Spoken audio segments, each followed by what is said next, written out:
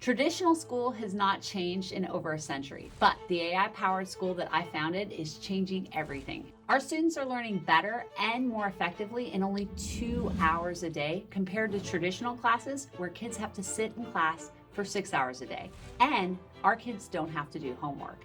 That leaves so much time to go do what really matters, develop life skills, and help kids figure out where their intersection of passion and talents lie. I know it sounds insane, so let me show you how it works. So at our school, kids come in just like in a normal school. They show up around 8:45, but we always start with a group launch, and we call it a limitless launch. Think like Tony Robbins for kids. It's usually a group activity where kids are getting physical, they're moving around, they're doing some sort of like growth mindset strategy, and they're getting clear about what they want to focus on for the day ahead.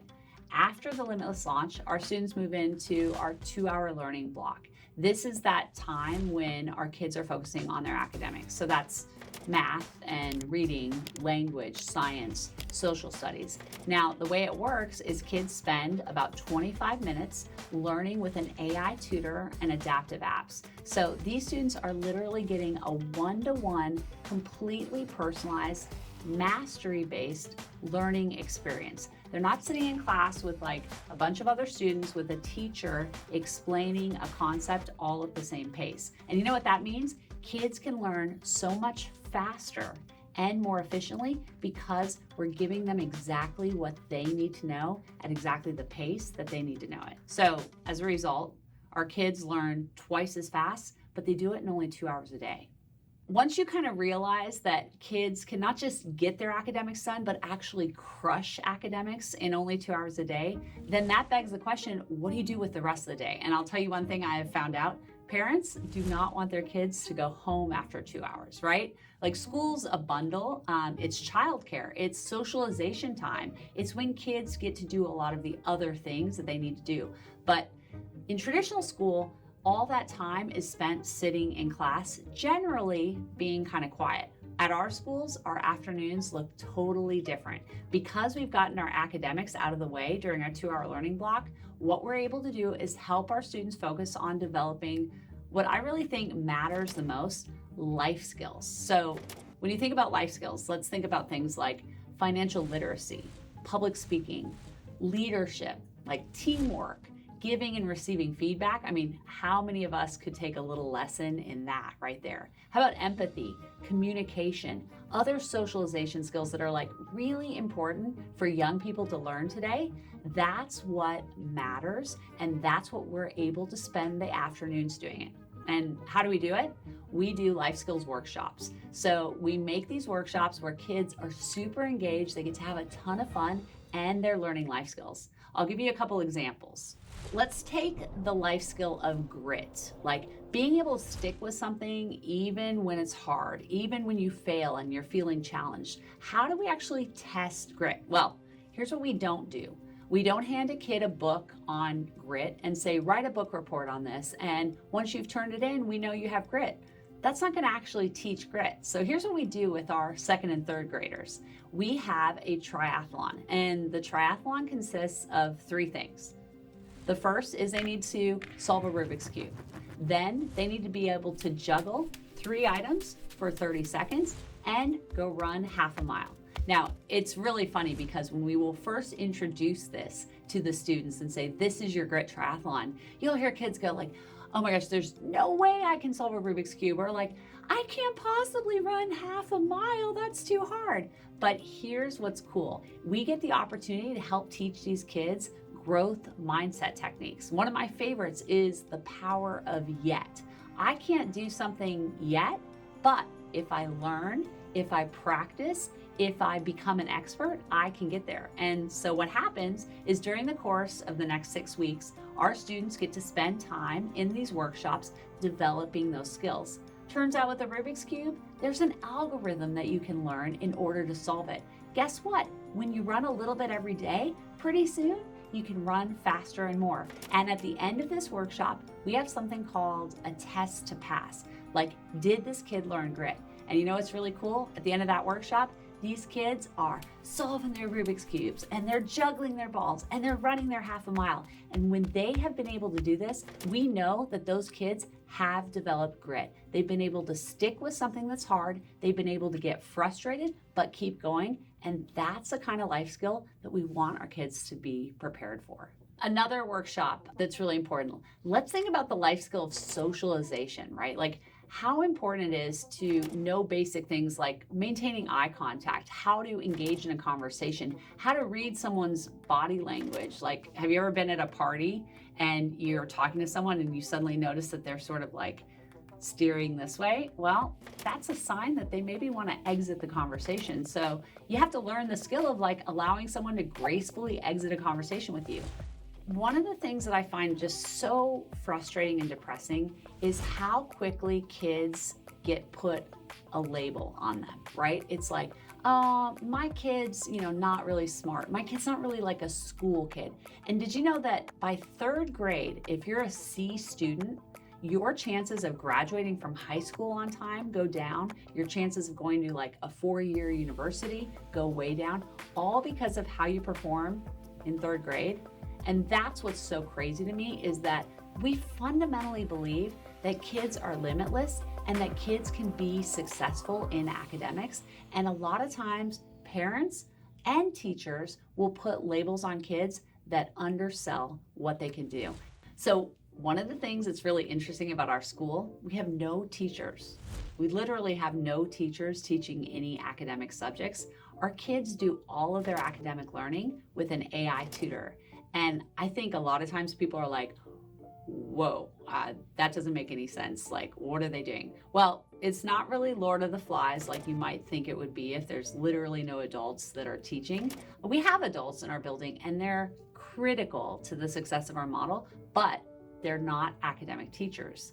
We call them guides, and their job is to provide motivational and emotional support to our students. So instead of spending their time creating lesson plans and grading papers and handing out homework assignments, these guides are spending all of their time figuring out what gets a kid excited, what motivates a student, what are their interests, when they're having challenges, what are some of the thoughts that happen in their head, what's going on in their home life that may be affecting what they're experiencing at school, what are the things that they care about, and how can we use those interests to help motivate them to go do bigger things. And I will say this, I think that most educators got into the field of education to make a positive impact on students. They didn't get into it to do all that extra bureaucratic work.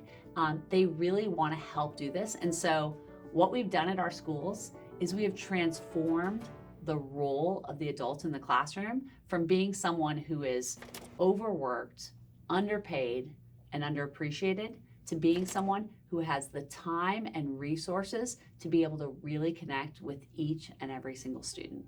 So when we think about results, what are the results that we are seeing in our schools?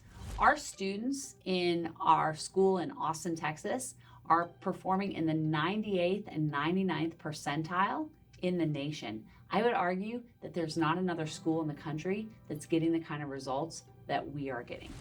The traditional system has trained kids and people in general to believe that you have to just hit those books, spend all of your time studying and acing tests and getting your SAT score and taking as many APs as possible in order to get into college.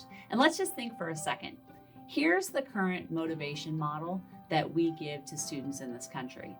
A kindergarten student shows up for their first day of school, and you know what they're told? All right, kiddo, here's what you're gonna do. You are gonna come to school every day. You're gonna generally learn how to sit in a chair and listen to your teacher. You're gonna learn how to raise your hand and stand in line and do as you're told. You're gonna do this for about 6 hours a day, 5 days a week for 13 years. And guess what? At the end of that 13 years, if you've really, really done a good job of all of those things and you've studied hard and you've spent all this time doing your homework and crushing your tests, you may, if all goes well, get to grind it out for 4 more years in college. Now, these are kids who often can't even pass the marshmallow test, where they're told to like wait for 2 minutes to eat a marshmallow, and in exchange they'll get 2 back. And this is what we tell kids to do. 13 years of slaving away at your desk. But guess what? It doesn't have to be that way, because in today's world, so many kids have that perfect GPA and the good SAT score. Colleges want to see kids that have done something even more impressive. In fact, it's kind of insane. It's like you have to have solved cancer in order to get into college these days. But here's what we get to do at our schools. Because our students are only having to spend their mornings doing academics, that leaves their afternoon available to go do something really cool and really interesting. This is the time when kids get to go figure out where is that intersection of their passions and their talents. And when you imagine that you have 4 years of high school all afternoon to spend developing those passions and those talents, kids can do really awesome things. And guess what? Colleges like that. You think about traditional school and how much time is spent just sitting around. And you know what? That is totally not the way that childhood should be spent. Kids need to move. They need to be physical. They need to be able to be active, right? They have so much energy. And so we're using physical activity like rock climbing, taekwondo, yoga, karate, swimming, all moments where we can help kids get physical. There's that whole tradition of be true to your school, and I think people are very true to their schools. So I often talk to parents who are like, my kid's school is great. I love my kid's school. I love my kid's teachers. Everything is great. And you know what I often ask? I'll say to the kid, do you like school? And oftentimes you get the kid go kind of like, maybe a little bit. Okay, then I'll ask them this question. What do you like about school? What do you like best about school? And I'd love for you to ask your kids this question. What do you like about school? And here's the answers that we normally get. PE, recess, lunch, and their friends.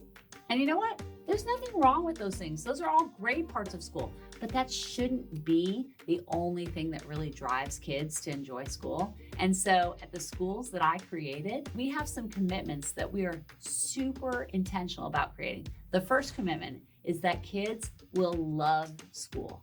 They love coming to school every day. And here's how we figure out if that's true. Every 6 weeks, we ask our students 2 questions. First question, do you love school? Yes or no? Last session, 93% of our students said they love school. But we don't just stop there. The second question we ask is, would you rather go to school or go on vacation? 65% of our students say they would rather go to school than go on vacation.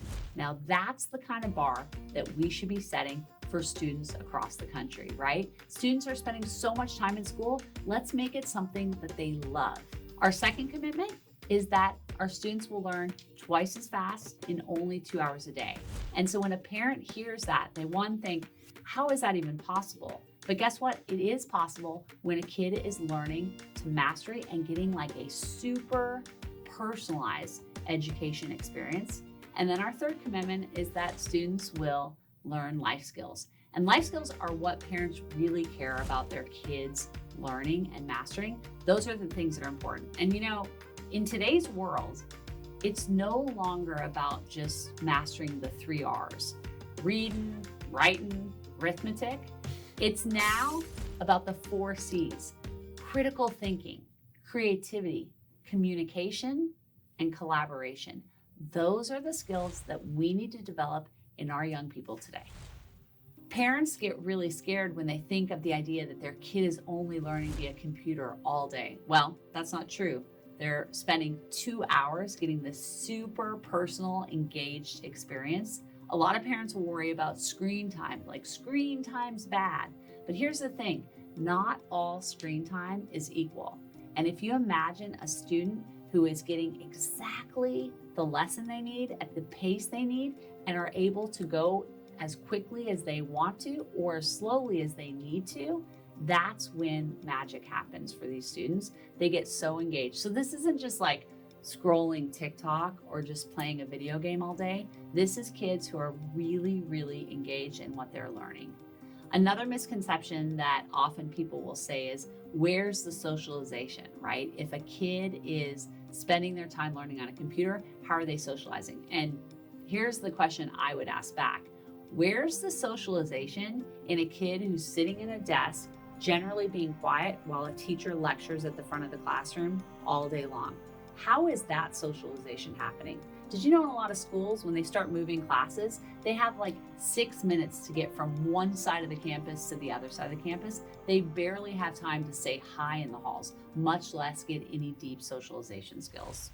We fundamentally believe that kids are limitless, and so it's our job to create an environment that helps to unlock that potential. And when we put kids in an environment where we're focused on helping them unlock their potential, guess what? They start to love school.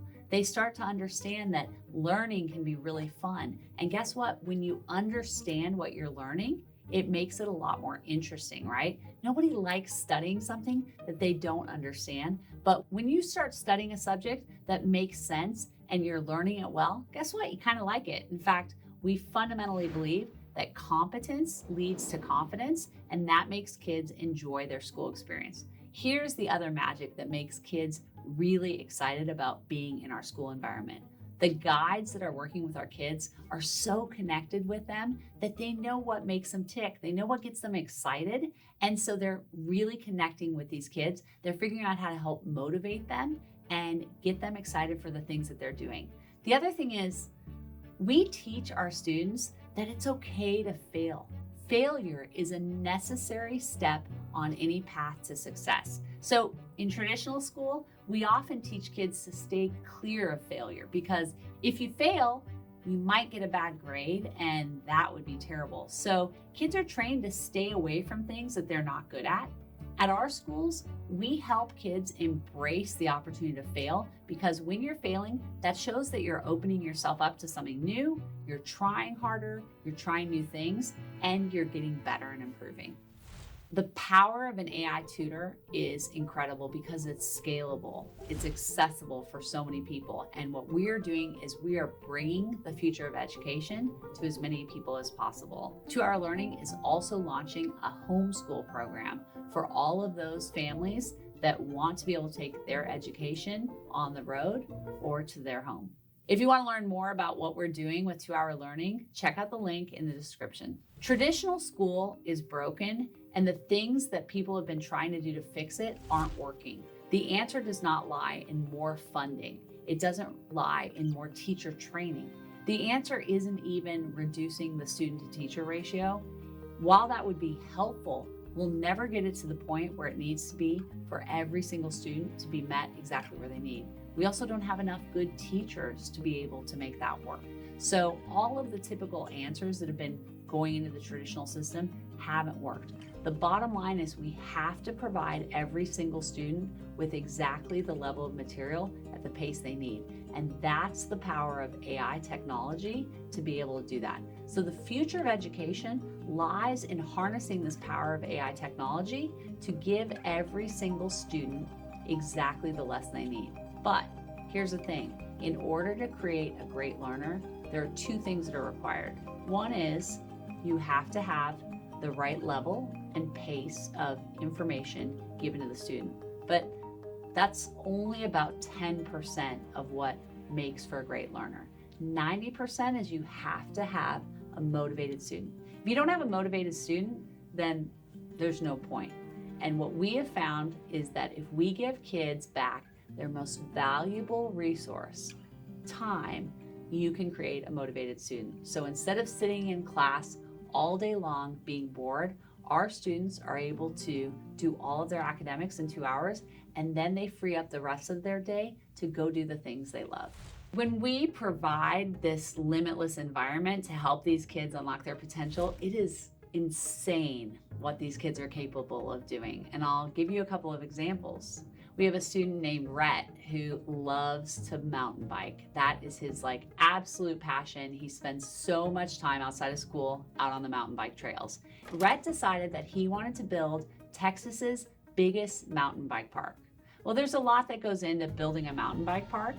He had to do several things. First of all, He had to find land where he could build this mountain bike park. He had to negotiate the lease with the landowner of this. But he also had to raise money in order to build this mountain bike park. Rhett raised $350,000 of money to build Texas's biggest mountain bike park. He negotiated the lease for the land, he built the park, he managed a team to do it, he did the marketing to launch the park, and now he runs this mountain bike park. Kids should love school. Kids should be able to learn faster and more efficiently, and kids should develop life skills. And those are the things that we deliver at our schools.